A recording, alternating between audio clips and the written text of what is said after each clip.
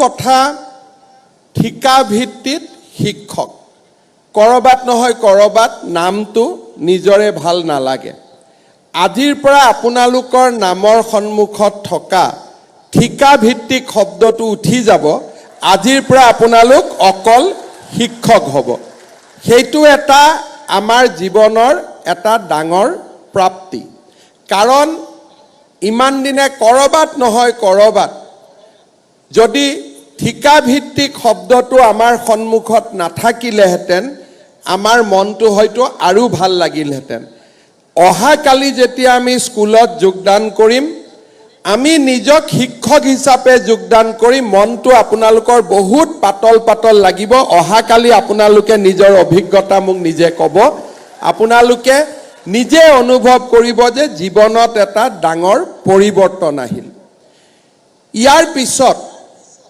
যেতিয়ালৈকে আমি ঠিকা ভিত্তিক শিক্ষক হৈ আছিলোঁ আমাৰ সন্মুখত অৱসৰকালীন আমি কি পেনশন পাম তাক আমি কোনেও নাজানিছিলোঁ CPF-ত আমাৰ 10% দৰমহাৰ ধন জমা আছিলে আৰু লাহে লাহে দৰমহাৰ স্লেবটো বাঢ়ি যোৱাৰ পিছত CPF-ৰ আওতাৰ পৰাও আমি বাহিৰত আছিলোঁ এতিয়া যিসকলৰ 25 বছৰ আৰু 10 বছৰ চাকৰি এতিয়াও থাকিব আপোনালোকে জানে যে ভাৰত চৰকাৰে ইউনিফাইড পেনশন স্কিম এই পেনশন স্কিম আমাৰ বাবে লৈ আহিছে এতিয়াৰ পৰা আমি অহাকালিৰ পৰা যদিও UPS অসম চৰকাৰে এতিয়াও গ্ৰহণ কৰা নাই কিন্তু অহাকালিৰ পৰা আপোনালোক NPS-ত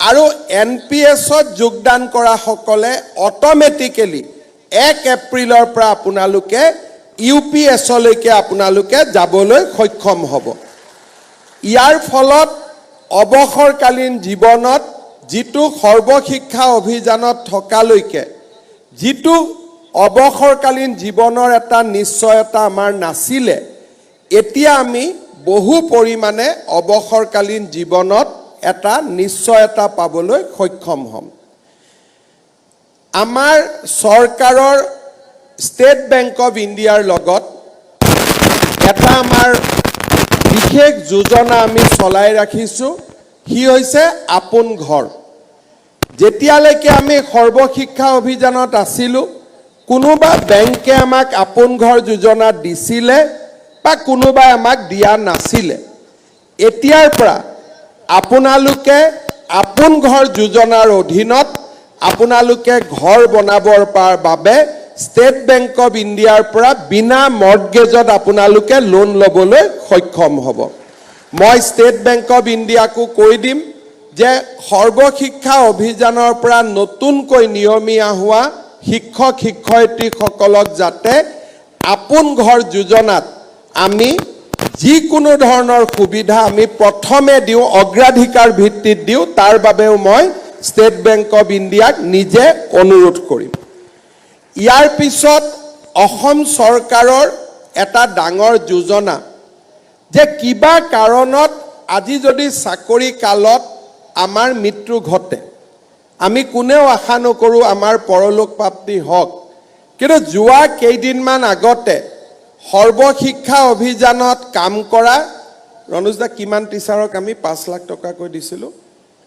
55 গৰাকী শিক্ষকক আমি শংকৰদেৱ কলাক্ষেত্ৰত মাতি আনি 5 লাখ টকাকৈ চাকৰি কালত তেওঁলোকৰ মৃত্যু হোৱা বাবে তেওঁলোকক আমি 5 লাখ টকাকৈ আৰ্থিক সাহায্য আগবঢ়াইছিলোঁ এতিয়া আপোনালোকে চিন্তা কৰক এই 55 জন শিক্ষকক যদি আমি নিয়মীয়াকৰণ আগতে কৰিলোহেঁতেন এই 55 জন শিক্ষকৰ পৰিয়ালে সম্পূৰ্ণকৈ নিয়মীয়া শিক্ষকৰ যেনে স্বামী জীয়াই আছে তেনেকৈ আমি 100% আমি দৰমহা পাই থাকিলোহেঁতেন কিন্তু আজি তেওঁলোকক আমি মাত্ৰ 5 লাখ টকা আমি আগবঢ়াবলৈ সক্ষম হৈছিলোঁ অহা 4 তাৰিখে আমাৰ লখিমপুৰত কেবিনেট আছে সেই কেবিনেটৰ দিনা চৰকাৰী শিক্ষকসকল বা চৰকাৰী কৰ্মচাৰীসকলৰ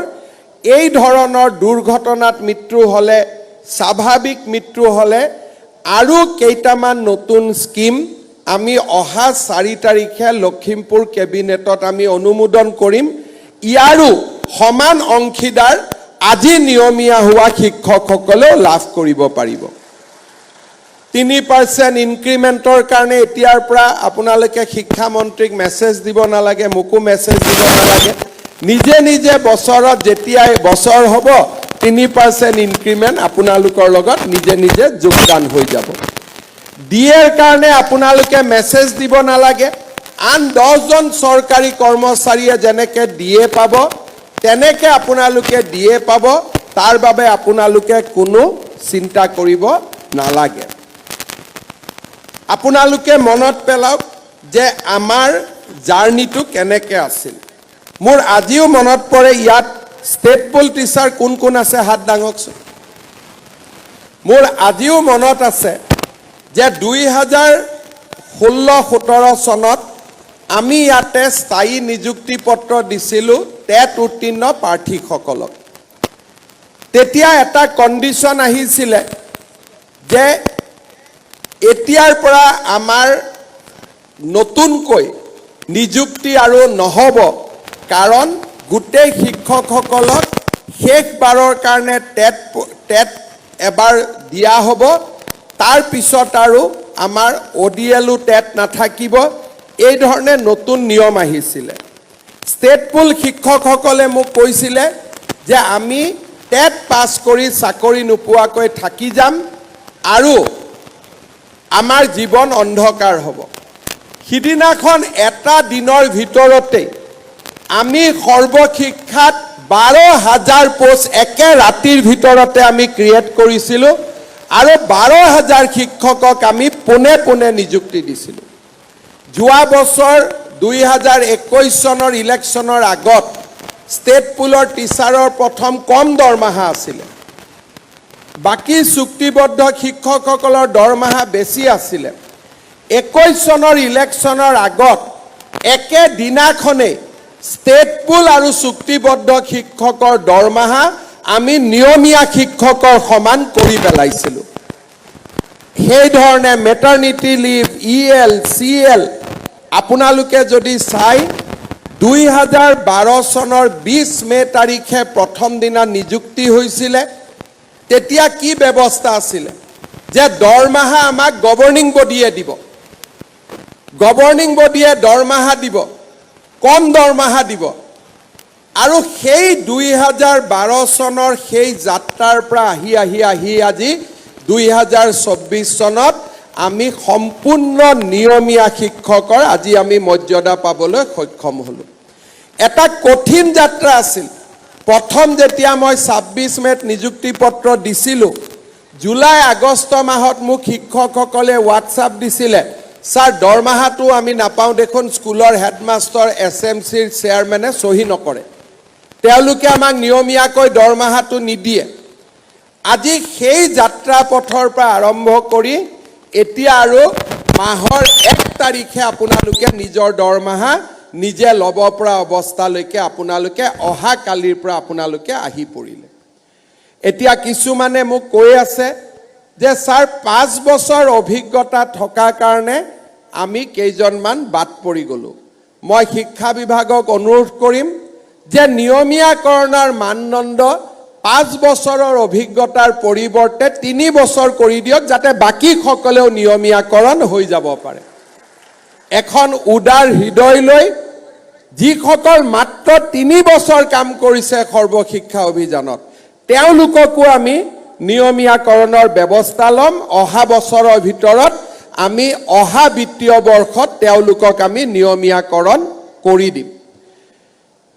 যিসকল শিক্ষক শিক্ষয়িত্ৰী কিবা কাৰণত আজি আবেদন কৰা নাই, মই ভাবোঁ যে অহা কালিৰ পৰা আপোনালোকৰ যিটো মৰ্যাদা হ'ব, জীৱনৰ প্ৰতি যি নিৰাপত্তা আহিব, এই সকলোবোৰ দিশ বিবেচনা কৰি তেওঁলোকে যদি পুনৰ আবেদন কৰিব খোজে, তেওঁলোককো আমি আবেদনৰ পথ মুকলি কৰি ৰাখিম যাতে তেওঁলোকে দ্বিতীয়বাৰৰ বাবে আকৌ এবাৰ নিজৰ জীৱনক লৈ চিন্তা কৰিব পাৰে।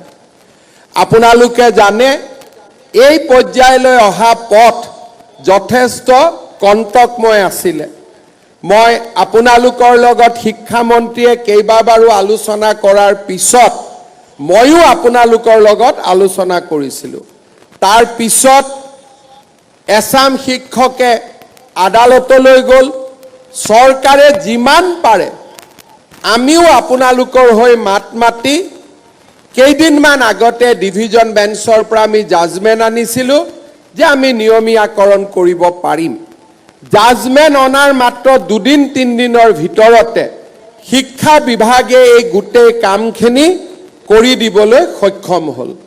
আজি মই বিশেষকৈ চৰ অঞ্চলত 12 বছৰ 10 বছৰ ধৰি কাম কৰি যিসকল শিক্ষক শিক্ষয়িত্ৰী আছে তেওঁলোকক মই আশ্বাস দিছোঁ যে 1/3 কৰি 3 বছৰৰ ভিতৰত মই তেওঁলোকক ভাল জাগালৈকে লৈ আহিম। সেই প্ৰতিশ্ৰুতিও মই আজি আপোনালোকক দিছোঁ। অহা বছৰ এপ্ৰিল মে'ত আমি ধুবুৰী সাউথ সালমাৰাত কাম কৰা 1/3 শিক্ষকক আমি আন জিলালৈ লৈ আহিম। তাৰ পিছৰ বছৰ 1/3 শিক্ষকক আমি লৈ আহিম। তাৰ পিছৰ বছৰ 1/3 শিক্ষকক আমি লৈ আহিম যাতে ধুবুৰী সাউথ সালমাৰাৰ দৰে বিপদজনক স্থানত কাম কৰি থকা শিক্ষকসকলেও এটা জীৱনত ল'ৰা ছোৱালীক পঢ়ুৱাই ডাঙৰ কৰাৰ বাবে তেওঁলোকেও যাতে এটা সুবিধা পাব পাৰে। কিমান আছে ধুবুৰী আৰু সাউথ সালমাৰাত কাম কৰি থকা শিক্ষক? হাত ডাঙৰকচোন। ঠিক আছে, যিমানখিনি আছে স্থায়ীভাৱে যিসকলক আজি আমি নিয়মীয়াকৰণ কৰিলোঁ তেওঁলোকক আমি 3 বছৰৰ ভিতৰত উপযুক্ত স্থানলৈ আমি লৈ আহিম আৰু অহা বছৰৰ ভিতৰত এই উপযুক্ত স্থানৰ যিটো ট্ৰান্সফাৰ সেই ট্ৰান্সফাৰৰ প্ৰক্ৰিয়া আমি আৰম্ভ কৰিম। শ্ৰদ্ধাৰ শিক্ষক মণ্ডলী, ইয়াৰ লগতে আজি আমি এইটো কথাও ক'ব খুজিছোঁ যে ৰাজ্য চৰকাৰে এই বছৰ প্ৰায় 6000 স্কুলত আমি হেডমাষ্টাৰৰ পদ আমি নতুনকৈ অনুমোদন কৰাৰ বাবে আমি সিদ্ধান্ত গ্ৰহণ কৰিছোঁ। এতিয়া আজি স্থায়ী হোৱা শিক্ষকসকলেও সেই প্ৰধান শিক্ষক হোৱাৰ স্কুলৰ ছিনিয়ৰিটিৰ ভিত্তিত এটা সুবিধা লাভ কৰিব, যিটো আপোনালোকৰ বহুজনৰ বাবে যদি চুক্তিবদ্ধ শিক্ষক হৈ থাকিলে আমি হেডমাষ্টাৰ কৰিব নোৱাৰিলোহেঁতেন। এতিয়া যিহেতু আপোনালোক স্থায়ীভাৱে নিযুক্তি হ'ল সেই 6000 পদতো হেডমাষ্টাৰলৈকে যাবৰ বাবেও আপোনালোকৰ সুবিধা মুকলি হৈ ৰৈ যাব। শ্ৰদ্ধাৰ শিক্ষক মণ্ডলী, আজি দিনটো আমাৰ বাবে আন এক লক্ষ্য প্ৰাপ্তিৰ বাবেও এটা স্মৰণীয় দিন। বিগত নিৰ্বাচনৰ সময়ত মই সিদ্ধান্ত গ্ৰহণ কৰিছিলোঁ আৰু ৰাইজৰ আগত কৈছিলোঁ যে আমাৰ চৰকাৰ যেতিয়া শাসনলৈ আহিব আমি 1 লাখ যুৱক যুৱতীক নিযুক্তি প্ৰদান কৰিম। আজি আমাৰ এই নিযুক্তিৰ প্ৰক্ৰিয়াত এই উপস্থিত শিক্ষকসকলক যদি আমি বাদ দিওঁ তথাপিতো আমি 1,389টা সংখ্যাত আমি অৱতীৰ্ণ হ'লোঁ। অৰ্থাৎ আমাৰ ৰাজ্য চৰকাৰে গৌৰৱেৰে সৈতে আজিৰ দিনটোত আমি 1 লাখ নিযুক্তিৰ যিটো আমাৰ লক্ষ্য আছিল তাক আমি পাৰ কৰিলোঁ।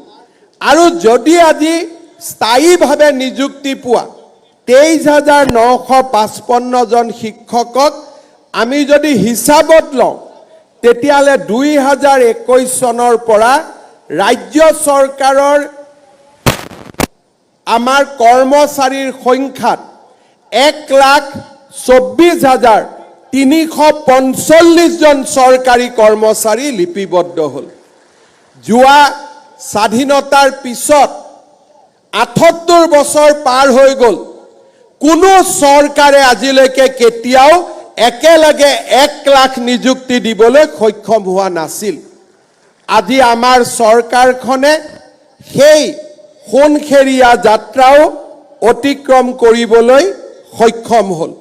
মই আশা কৰোঁ যে এই ধৰণে অসমৰ যুৱক যুৱতীৰ আশা আকাংক্ষা পূৰণৰ হকে আমি নিৰন্তৰ গতিত কাম কৰি যাব পাৰিম আৰু ৰাইজৰ আশীৰ্বাদত এই ধৰণে আমি আগুৱাই যাবলৈ সক্ষম হ'ম।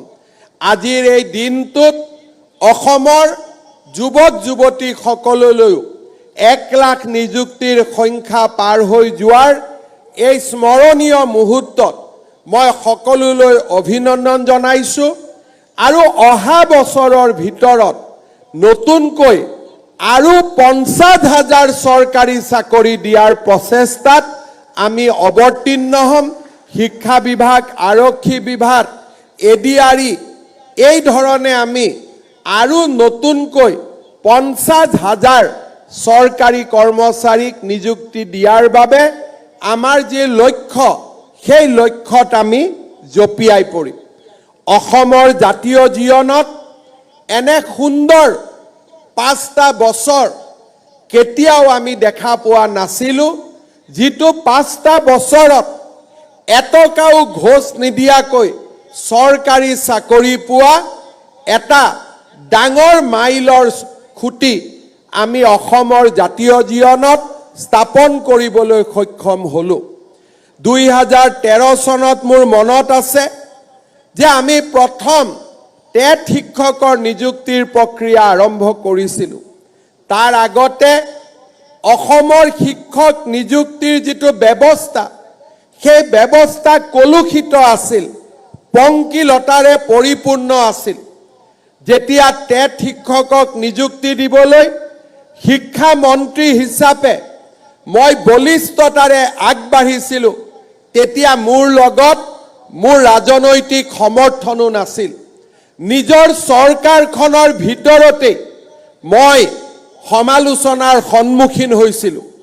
মোৰ এতিয়াও মনত আছে 2012 চনত যেতিয়া টেট শিক্ষকৰ নিযুক্তি দিবলৈ আমি সিদ্ধান্ত লৈছিলোঁ, দিল্লীৰ পৰা সেই সময়ত জমিয়তৰ অধ্যক্ষ মৌলানা আছাদ মাদানী গুৱাহাটীলৈ দৌৰি আহিছিল আৰু মুখ্যমন্ত্ৰীক আহ্বান জনাইছিল যে টেট শিক্ষকৰ নিযুক্তি প্ৰক্ৰিয়া বন্ধ কৰিব লাগে।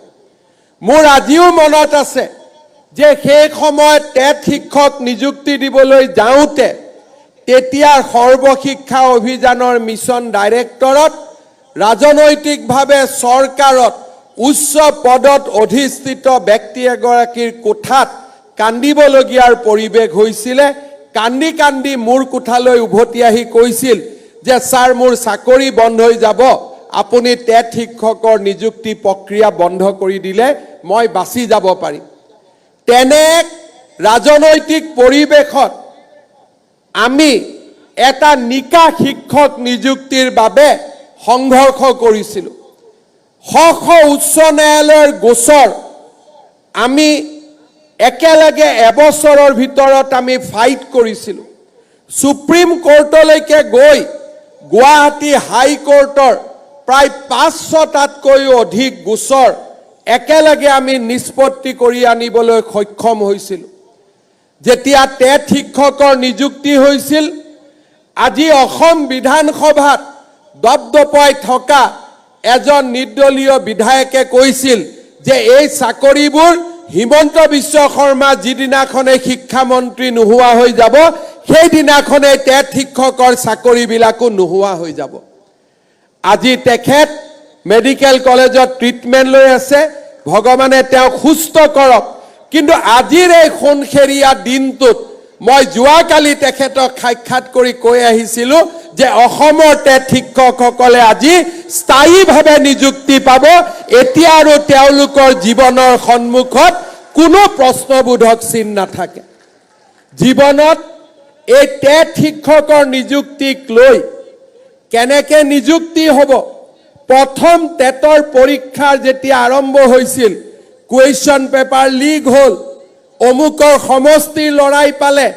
2012 আৰু 13 চনৰ যদি অসমৰ বাতৰি কাকত পঢ়ো, মোক সমালোচনাৰে মোক জীৱন দুৰ্বিষহ কৰি দিছিল কিন্তু আজি 10টা বছৰ পিছত থিয় হৈ মই গৌৰৱ অনুভৱ কৰোঁ যে এতিয়া অসমৰ পিছপৰা গাঁৱৰ মানুহেও কয় যে ছাৰ আমাৰ স্কুলত এজন টেট শিক্ষকক নিযুক্তি দিয়ক এয়া হৈছে অসমৰ শিক্ষা জগতৰ এক নৱজাগৰণৰ সময় আছিল 2011, 12, 13 ৰাজনৈতিকভাৱে যথেষ্ট কষ্টৰ সন্মুখীন হৈও কেইটামান কথা মাত্ৰ মই আজি উনুকিয়ালো সেই সময়ৰ গোটেই ৰাজনৈতিক পৰিৱেশ কণ্টকময় হোৱাৰ সত্ত্বেও শিক্ষা মিত্ৰ আদিৰ প্ৰচণ্ড আন্দোলনৰ মাজতো সকলোকে লগত লৈ সকলোৰে সমস্যা সমাধান কৰি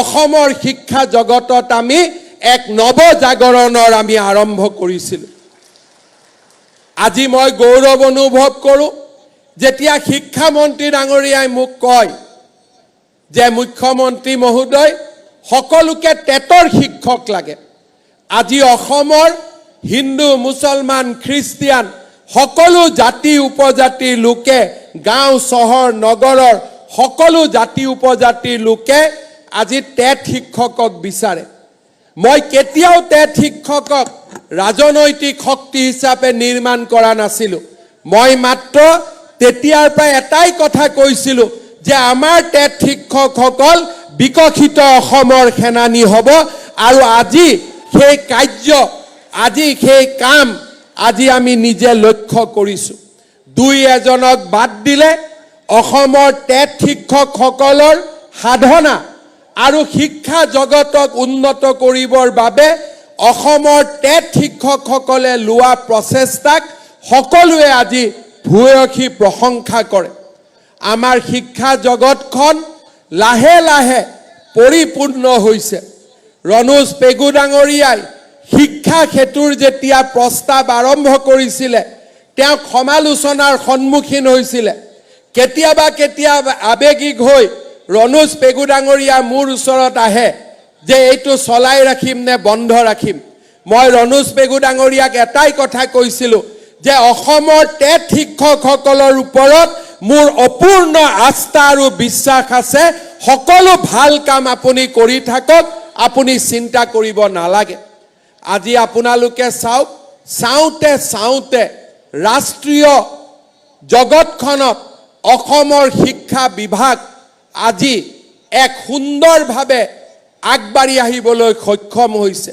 আমাৰ সন্মুখত কিছু সমস্যা এতিয়াও আছে আমাৰ সন্মুখত প্ৰতিবন্ধকতা এতিয়াও আছে দূৰ দূৰণিৰ শিক্ষানুষ্ঠানবিলাকত শিক্ষক শিক্ষয়িত্ৰী উপলব্ধ কৰাৰ সমস্যা এতিয়াও আছে এইবাৰ আমি দূৰ দূৰণিৰ বিদ্যালয়সমূহত কাম কৰিবলৈ ইচ্ছুক প্ৰাৰ্থীসকলক আমি এটা সিদ্ধান্ত লৈছোঁ যে আমি অতিৰিক্তকৈ কিছু নম্বৰ দিম যাতে তেওঁলোকে প্ৰথমতে প্ৰত্যাহ্বানক চিহ্নিত কৰি প্ৰত্যাহ্বান গ্ৰহণ কৰিব পাৰিম বুলিয়ে তেওঁলোকে যাতে সেই অঞ্চলবিলাকত যাবৰ বাবে আবেদন কৰে আমি শিক্ষা বিভাগত নিৰন্তৰ কাম কৰি গৈ থাকিম আৰু মই বিশ্বাস কৰোঁ 2012-13 চনত আমি আৰম্ভ কৰা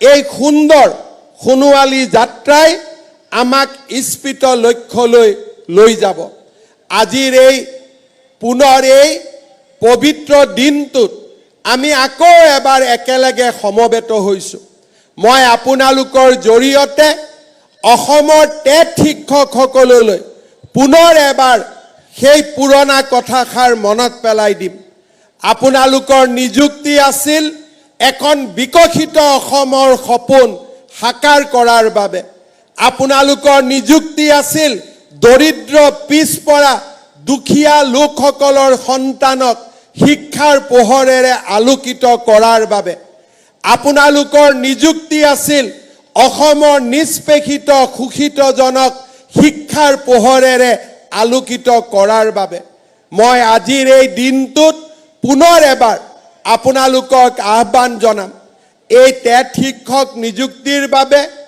ইয়াৰ দৰমহাৰ বাবে চৰকাৰে প্ৰায় 2000 কোটি টকা বছৰত ব্যয় কৰে আৰু বিভিন্ন ধৰণে এই ব্যয় প্ৰতি বছৰে বাঢ়ে কিন্তু তাৰ পিছতো মই কম যে এই বিনিয়োগ আমাৰ দুখীয়া জনৰ বাবে এই বিনিয়োগ আমাৰ নিষ্পেষিত জনৰ বাবে এই বিনিয়োগ আমাৰ শোষিত জনৰ বাবে মই আজিৰ এই দিনটোত টেট শিক্ষকসকলক আকৌ এবাৰ আহ্বান জনাম আপোনালোকে নিজক আকৌ এবাৰ পুনৰ উৎসৰ্গিত কৰক অসমৰ সেই দুখীয়া নিচলা গাঁও অঞ্চলত বাস কৰা সমাজখনক শিক্ষাৰ পোহৰেৰে আলোকিত কৰাৰ বাবে সেই সমাজখনক নতুন দিগন্তলৈ লৈ অহাৰ বাবে আমাৰ অসমক ভাৰতৰ ভিতৰতে সৰ্বশ্ৰেষ্ঠ 5খন ৰাজ্যৰ ভিতৰত